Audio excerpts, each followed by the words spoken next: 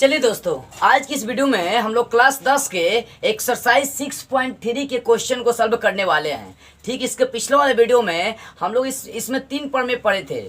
कौन कौन समरूपता प्रमेय, भुजा भुजा समरूपता प्रमेय और भुजा कोण भुजा समरूपता प्रमेय, 3 तरह के प्रमेय सिद्ध कर चुके हैं। जब तक ये तीनों प्रमेय आप सिद्ध नहीं कर पाएंगे तब तक ये सारी बातें आपको समझ में नहीं आएगी। इसलिए ध्यान से एक बार जाकर उस वीडियो को फिर से एक बार जरूर देखिए। अब देखिए, यहाँ पर दो त्रिभुज है, दोनों त्रिभुज के समरूपता की कसौटी दिखाना है कि दोनों त्रिभुज किस कसौटी के अनुसार समरूप है, और उसके सांकेतिक रूप को भी आपको दिखाना है। देख सकते हैं, जो भाषा लिखा है किताब पलटिए और देखिए। तो दो त्रिभुज समरूप कब होते हैं? दो त्रिभुज तब समरूप होते हैं या तो उनके आपसी कोण बराबर हो, यानी तो उनके संगत भुजा अनुपातिक हो, तब दो त्रिभुज क्या होते हैं? समरूप होते हैं। चलिए एक नंबर देखिए। एक नंबर में ए बी सी एक त्रिभुज है, पी क्यू आर एक त्रिभुज है। इसमें ए बी सी और पी क्यू आर सबको कोण दिया है, तो कोण के अनुसार इसको समरूप करने की कोशिश करते हैं। दोनों त्रिभुज में चल देंगे, त्रिभुज ए बी सी तथा त्रिभुज किसमें? पी क्यू आर में चलते हैं। अब दोनों में देखते हैं कोण ए बराबर कोण पी है। क्यों? लिख सकते हैं आपको, कोण ए, ये कोण का सिंबल है, कोण ए बराबर कोण पी। ये बराबर क्यों है? तो दोनों जगह कितना डिग्री का कोण बन रहा है? 60 डिग्री का कोण बन रहा है, तो एक एंगल आपको मिल गया। ठीक है, अब देखते हैं कोण बी बराबर है कोण क्यू। कोण बी बराबर है कोण क्यू। यहाँ पर 80 डिग्री का दोनों जगह कोण बन रहा है, तो 80 डिग्री बनने के कारण बराबर हो जाएगा, आपको एक एंगल मिल गया। और ये कोण सी बराबर भी हो जाएगा कोण आर, क्योंकि यहाँ भी 40 यहाँ भी 40, तो कोण सी बराबर कोण आर, यहाँ पर लिख देंगे 40 डिग्री होने के कारण एक एंगल मिल गया। तो तीनों कोण आपस में इनके बराबर हो गए, तो ए समरूपता लगा देंगे। ए समरूपता से, ए समरूपता से दोनों त्रिभुज क्या हो जाएंगे? समरूप हो जाएंगे। त्रिभुज ए बी सी और समरूप हो जाएंगे त्रिभुज पी क्यू आर। हो गया, इस तरह से दिखा दिए त्रिभुज समरूप है। अब देखिए 2 नंबर।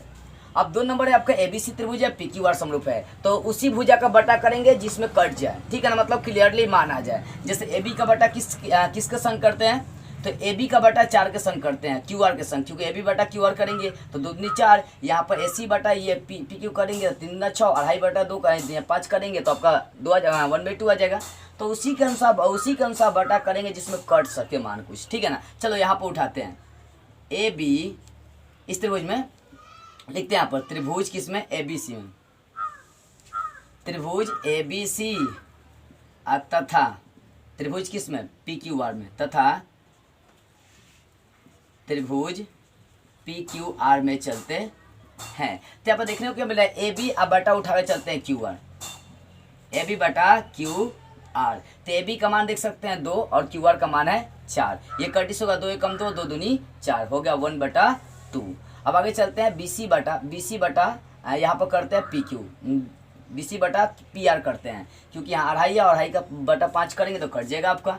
तो उठा लेते हैं बी सी बटा करेंगे पी आर, बी सी बटा पी आर। तो बी सी का मान 2.5 और पी आर का मान 5 है। ठीक है ना, तो अढ़ाई दूना के अढ़ाई का मान अढ़ाई दूना 5 आ गया 1/2। यहाँ पर उठाते हैं ए सी, अब बटा उठाते हैं पी क्यू, ए सी बटा पी क्यू। तो देख सकते हैं ए सी का मान 3 है और पी क्यू का मान कितना है? 6 है। 3/6, 3 एकम 3, 3 दूने 6, ये 1/2। तो यहाँ देख रहे हैं तीनों भुजाएं आपस में बराबर है, इनकी मतलब तीनों भुजाएं अनुपातिक हो जा रही है, सेम हो जा रही है। ए बी बटा क्यू आर, बी सी बटा पी आर, एस सी बटा पी क्यू, यहाँ तीनों भुजाएं समानुपातिक हो जा रही है। तो तीनों भुजा चलेंगे एस एस एस समरूपता से लगा देंगे, एस एस एस समरूपता से। ये दोनों त्रिभुज क्या हो जाएंगे? समरूप हो जाएंगे। त्रिभुज ए बी सी और समरूप हो जाएगा त्रिभुज पी क्यू आर। तो 3 भुजाएं अनुपातिक होगी, इसका आंसर ऐसे समरूपता लगा दिए। अब 3 नंबर देखिए, 3 नंबर में आपको दिया है, यहाँ पे वैसे ही करेंगे, दोनों त्रिभुज में चलेंगे और उसी के अनुसार अनुपात करेंगे जिसमें कुछ मान कट सके। चलते हैं यहाँ पर देखते हैं त्रिभुज किसमें? एल एम पी में, त्रिभुज एल एम पी तथा त्रिभुज डी ई एफ तथा त्रिभुज डी ई एफ में चलते हैं। ठीक है, दोनों त्रिभुज में चल दिए, दोनों त्रिभुज में उसी भुजा का अनुपात करेंगे जहां से कुछ मान कट सके। तो एक काम करते हैं, ये 2/4 उठाते हैं, 3/6 उठाते हैं और 2.7/5 उठा कर देखते हैं। ठीक है, तो यहाँ पर चलते हैं एम पी का बटा करते हैं डी ई से, एम पी बटा हो गया डी ई। ठीक है, तो एम पी का मान है 2 और देख सकते हैं एम पी का मान 2 है, डी ई का मान 4 है, कटेगा 2 एकम 2, 2 दूनी 4, आ गया मान 1/2। आगे चलते हैं यहाँ पे एल एम, एल पी या बटा करते हैं डी, एल पी या बटा करते हैं डी एफ। तो एल पी बटा डी एफ, एल पी का मान 3 और डी एफ का मान देख सकते हैं 6, 3 एकम 3, 3 दूना 6 हो गया, ये हो गया 1/2। अब चलते हैं एल एम अब बटा कर देते हैं, जो बचा भुजा बच क्या गया? तो 5 बच गया। एल एम अब बटा ई एफ कर देते हैं, तो एल एम का मान 2.7 है, अब बटा कितना हो गया 5। इसका काट कपट भी करेंगे तो ज़्यादा आंसर आपको नहीं आने वाला है। तो अब देखने को मिल क्या रहा है कि ये कटने वाला भी नहीं है, ठीक है ना। यहाँ देखने को मिलेगा 2 मान बराबर लेकिन तीसरा मान बराबर नहीं। यहाँ पर लिख देते हैं चूंकि एम पी बटा डी ई अब बराबर है एल पी बटा एल एम, एल पी बटा D F is not is equal हो जा रहा है एल एम बटा ई एफ। 2 मान बराबर लेकिन तीसरा मान बराबर नहीं है। यहाँ पर इसलिए लिख देंगे त्रिभुज एल एम पी, यहाँ पर डज नॉट समरूप लिखेंगे, ठीक है ना। मतलब समरूप नहीं है किसके, तो त्रिभुज डी ई एफ के। तो इस तरह से आपका 3 नंबर तक क्वेश्चन सॉल्व हो गया। अब देखते हैं इसका 4 नंबर। देखिए 4 नंबर पिक्चर देखिए। 4 नंबर में दिया है एम एन एल एक त्रिभुज है, फिर पी क्यू आर त्रिभुज है। इसमें एक कोण बराबर दिया है और 2 भुजा अनुपातिक आपको करना है। तो दोनों त्रिभुज में चलते हैं, त्रिभुज एम एन एल तथा त्रिभुज पी क्यू आर में, दोनों में एक कोण बराबर है, एम बराबर हो जाएगा क्यू।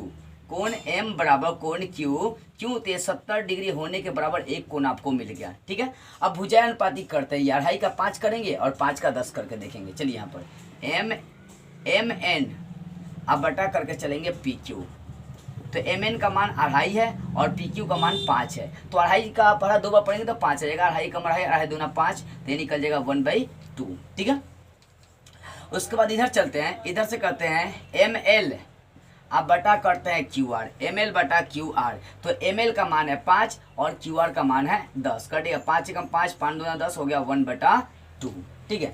तो यहाँ पर 2 तरह की भुजाएं आपको मिल गई अनुपातिक, ठीक है ना। एम एन बटा पी क्यू अब बराबर हो गया एम एल बटा क्यू आर। तो 2 भुजाएं मिल गई, एक कोण बराबर हो गया। तो यहाँ पर लगा देंगे एस ए एस समरूपता लगाएंगे। अब पढ़े थे पर में 5 एस ए एस समरूपता से, एस ए एस समरूपता से ये त्रिभुज दोनों क्या हो जाएंगे, समरूप हो जाएंगे। तो लिख देंगे त्रिभुज एम एन एल समरूप हो गया त्रिभुज पी क्यू आर के, ऐसे बनाना है। अब चलिए 5 नंबर इसका देखिए।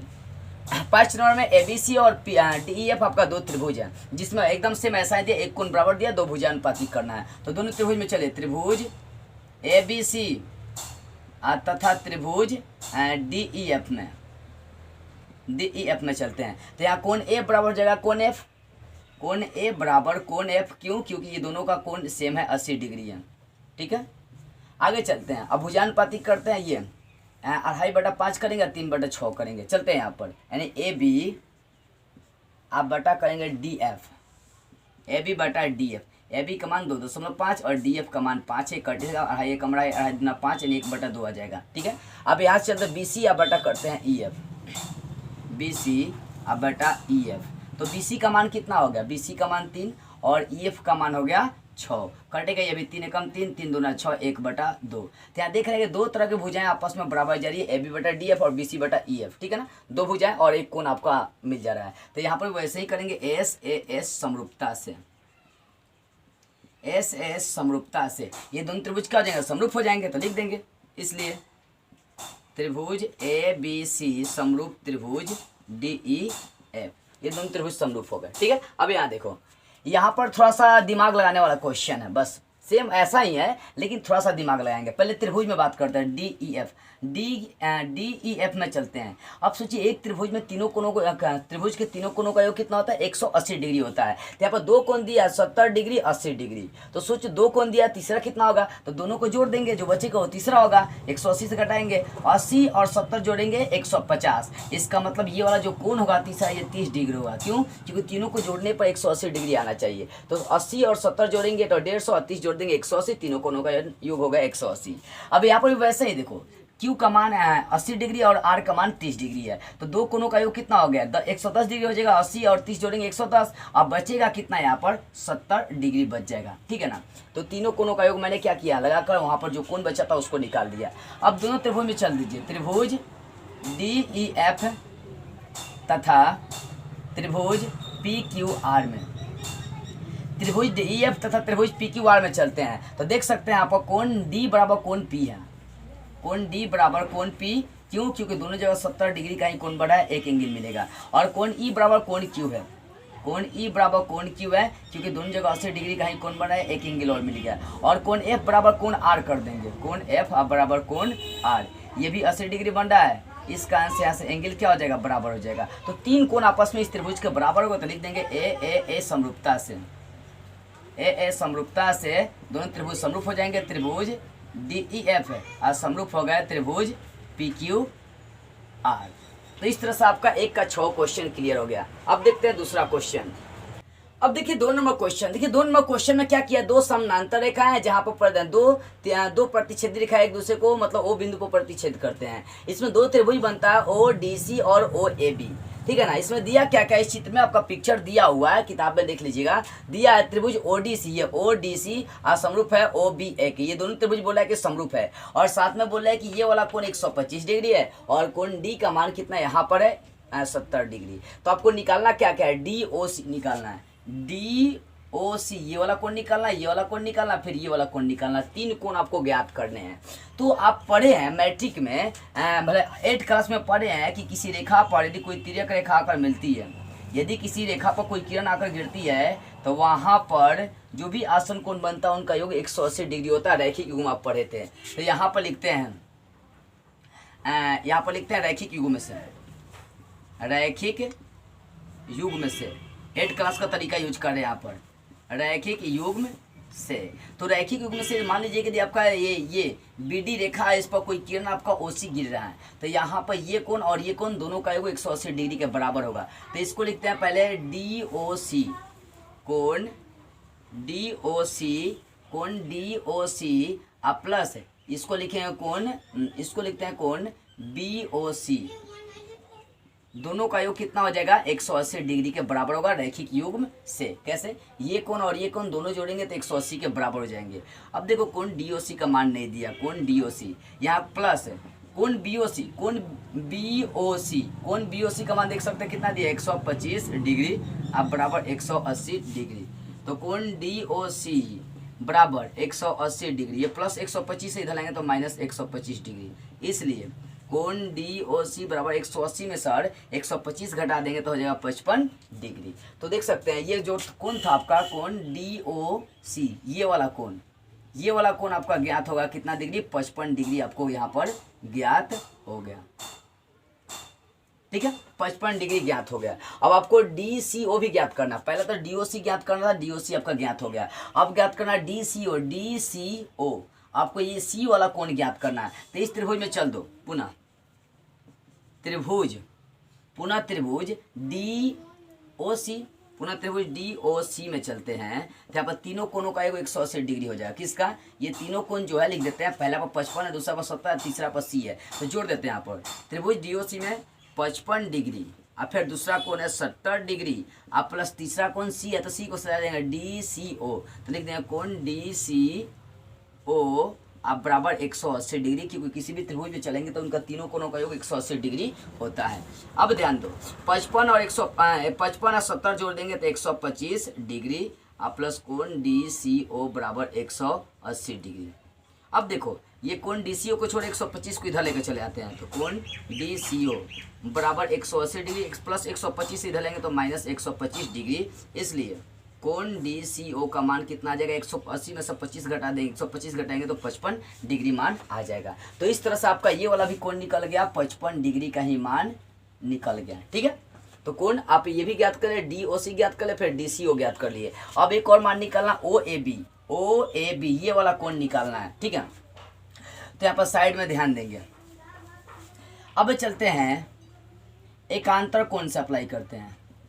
एकांतर कोण से मालूम है जब दो समानांतर रेखाओं को तिर्यक रेखा काटती है तो उनका ये वाला एकांतर कोण इस कोण के क्या होता है, बराबर होता है। तो यहाँ भी एकांतर कोण, ये वाला जो कोण है एकांतर कोण से ये वाला कोण इस कोण के बराबर होगा और ये वाला कोण इस कोण के बराबर होगा, तो इसके बराबर नहीं करेंगे क्योंकि हमें ये निकालना ही नहीं है। तो अब एकांतर कोण से ये कोण जो C है बराबर हो जाएगा किसके, कोण इसके बराबर हो जाएगा, ठीक है ना। तो इसको भी सजा देते हैं जरा सा। एकांतर कोण से यहाँ से चलते हैं OA फिर B, कोण OAB ये वाला एकांतर कोण और ये वाला कोण उठा लेते हैं, कोण DCO बराबर कोण DCO, ठीक है ना। एकांतर कोण से ये वाला कोण इस कोण का मैंने क्या किया, बराबर कर दिया, तो इस कोण को लिख दिया OAB और फिर कोण DCO, इसलिए आपका मान निकल जाएगा कोण OAB अब बराबर कौन DCO का मान कितना है, DCO का मान आप निकाल चुके हैं 55 डिग्री। तो इस तरह से आपका जो है ना कौन DOC, DCO और OAB का मान निकल गया। ठीक है, अब देखते हैं इसका अगला क्वेश्चन 3 नंबर। अब देखिए 3 नंबर क्या दिया है। 3 नंबर में बोल रहा है कि ABCD एक समलंब चतुर्भुज है, जिसमें बोला है कि AB पैरेलल है DC के, CD के, ठीक है ना। AB पैरेलल है CD चाहे DC, बात एक ही पड़ेगा। इनके विकर्ण एक दूसरे को कहाँ काटते हैं, O पर काटते हैं। तो आपको सिद्ध करना OA बटा OC बराबर OB बटा OD, आपको ये सिद्ध करना है, ठीक है ना। ABCD आपका एक समलंब चतुर्भुज है, जिसमें बोल रहा है कि AB समानांतर CD के, या DC भी आप लिख सकते हैं, और इनके जो विकर्ण है एक दूसरे को O पर काटते हैं। तो आपको सिद्ध करना है ये, ठीक है ना। अब इसको सिद्ध करने की ओर हम लोग चलते हैं। आपको सिद्ध करना OA बटा OC बराबर OB बटा OD। अब एक काम करते हैं, यहाँ पर जो चित्र है, चित्र बना है जो भाषा पढ़कर, उसमें क्या किए, ABCD एक समलंब खींच लिए, उनको विकर्ण को काट दिए। अब ये ऊपर वाला चित्र और ये वाला चित्र, दोनों चित्र उठाकर चलेंगे हम लोग, देन दोनों त्रिभुज में चलेंगे। त्रिभुज किसमें, AOB में, त्रिभुज AOB में, त्रिभुज AOB तथा इसमें चलते हैं त्रिभुज DOC में, तथा त्रिभुज DOC में। दो तरह के त्रिभुज चलती है, AOC और त्रिभुज DOC।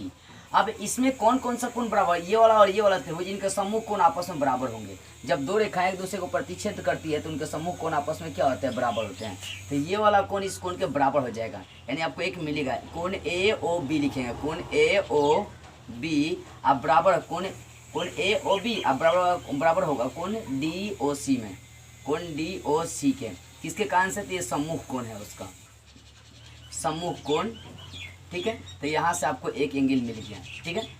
अब देखते हैं, अब ये वाला कोण इस कोण के बराबर होगा, क्योंकि AB समानांतर है CD की, जानते हैं जब दो समानांतर रेखा कोई तिर्यक रेखा काटती है तो उनके एकांतर कोण बराबर होते हैं। मान लीजिए दो समानांतर रेखा है, कोई तिर्यक रेखा काट दिया, तो इनकी ये वाला एकांतर कोण इसके बराबर हो जाएगा, ये वाला एकांतर कोण इसके बराबर होगा।